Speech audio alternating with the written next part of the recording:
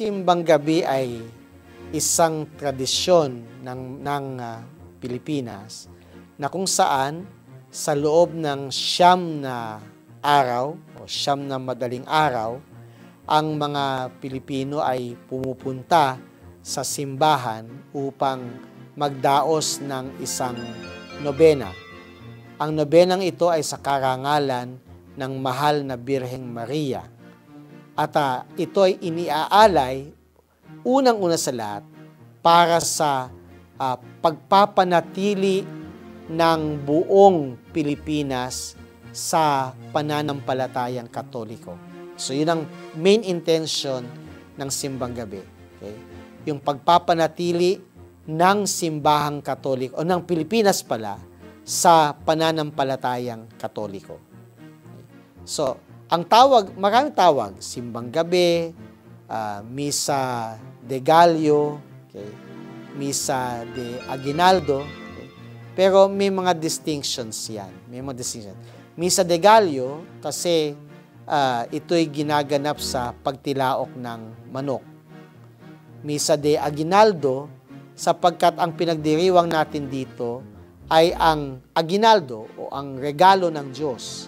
Ang regalo ng Diyos ay ang pagsilang ng kanyang anak na si Jesus. 9 na araw dahil ito'y nobena. Ganun kasimple lang yun.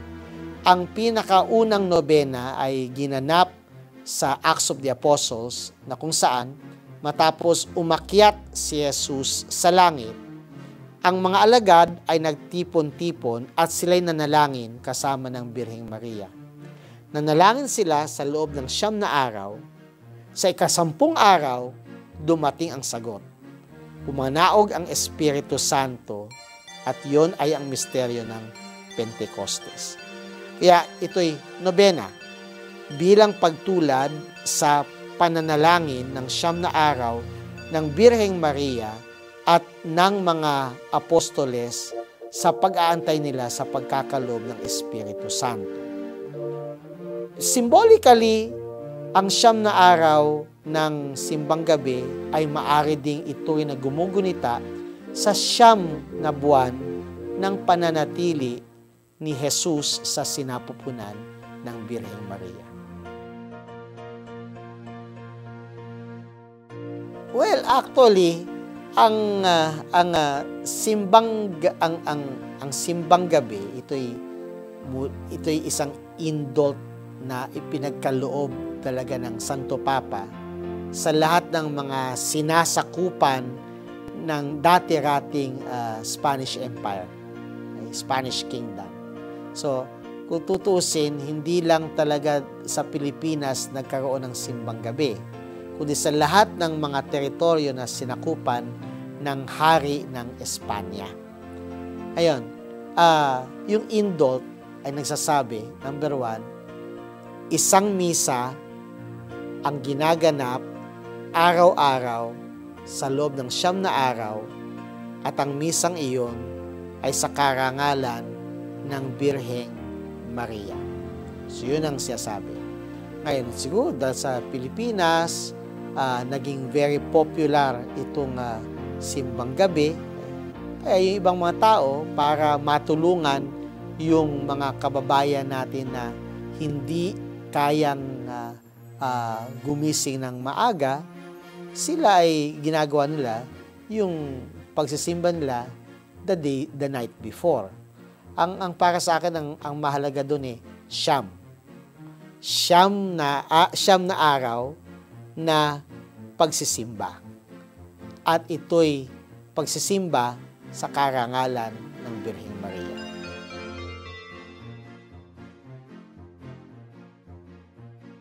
Ang siyam na araw ng simbang gabi ay mapagpakumbabang paghingi sa Diyos ng biyaya. Yun yung mapagpakumbaba. Okay? Siyempre, merong elemento ng sakripisyo doon dahil gumigising tayo ng maagang-maaga para makapagsimba. Pero yung sasabihin mo na pag nakakompleto ka, puwersado ang Diyos na ipagkaloob. Number 1, ang Diyos, ipagkakaloob niya ang kanyang ipagkakaloob kung ito'y ikabubuti natin at kung ito'y napapanahon ng tanggapin natin. Ganun kasimple lang yun. Pero yung pagtsatsaga mo na magnobena, yung pagtsatsaga mo na magsimba sa loob ng 9 na gabi, ito ay parang pagpapakita, Lord, seryoso ako sa pangangailangan ko. Okay? Lord, seryoso ako. Talagang sa tingin ko, kailangan ko ito, Lord. Kailangan ko to. Yun. Pag nilagay ng elemento ng sakripisyo, ang iyong kahilingan, syempre, para itong para itong yung balo na pabalik-balik doon sa hukom na humingi ng katarungan para sa kanyang sarili. At ang sabi ng Panginoon, di ba? Kung yung hukom nga naibigay yung mabuti, di ba? Sabi nga ng Panginoon, kung kayo nga ng masasama, marunong magbigay ng mabubuti sa inyong anak, di lalo pang Ama. Siya magbibigay ng lahat ng ikabubuti, ang Espiritu Santo ibibigay niya sa lahat ng mga humihingi sa Kanya.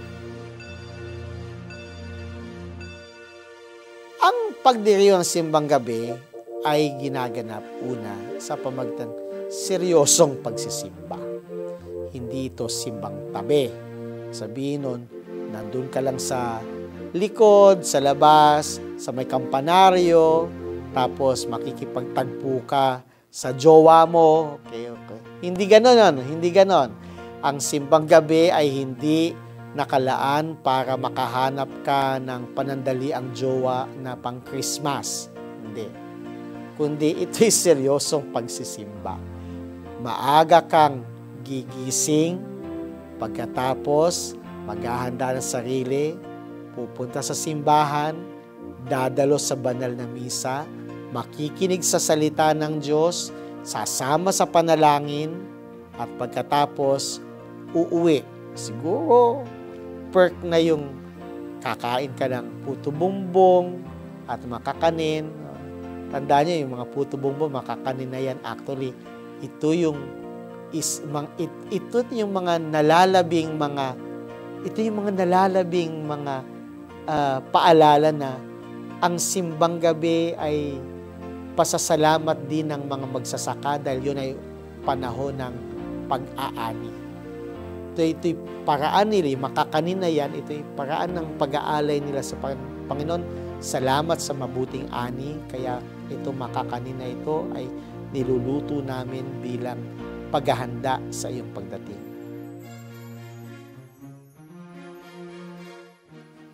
Ang tamang paghahanda sa pagdating ni Jesus, una, mabuting kumpisan. Pagsisiyasat ng budhi, mabuting pagkukumpisan. Una. Pangalawa, pakikipagkasundo sa lahat ng kaaway. Lahat ng mga nakagalit mo sa loob ng isang taon, lahat ng mga pinagkimkiman mo ng sama ng loob, balikan mo. Okay? Sabi nga ni Michael Jackson, give love on Christmas Day nga, di ba? Give love on Christmas Day. So, makipagbati ka. Kasi sabi ng Panginoon, kung meron kang alay sa templo, tapos bigla may natanda mo, may palang may masama loob sa'yo, iwan mo muna yung regalo mo, tapos bumalik ka, makipagkasundo ka. Tsaka ka bumalik sa templo at ialay mo yung handog. Walang silbing handog kung may sama ng loob. Sa pangit naman yung Paskong Pasko, masama ang loob. Alam mo, mas madaling magpatawad pag Pasko. Everybody's disposed.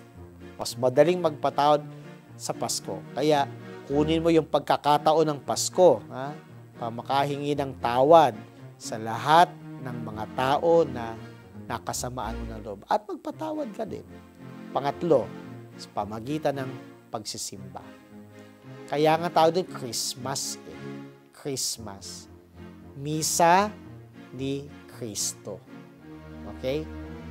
Ang star of the good night of Christmas, Noche Buena, ay hindi ang hamon.